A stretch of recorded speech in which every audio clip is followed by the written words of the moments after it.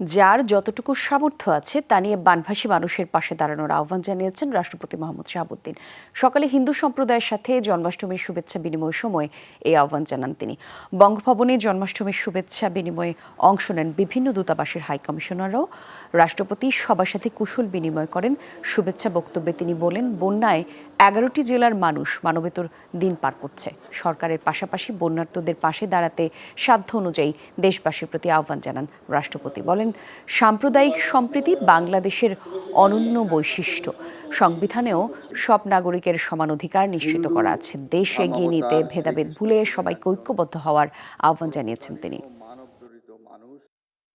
দেশের এই সংকটকালে বানভাসী মানুষের পাশে দাঁড়ানোর জন্য আমি দেশবাসীর প্রতি উদাত্ত আহ্বান জানাচ্ছি।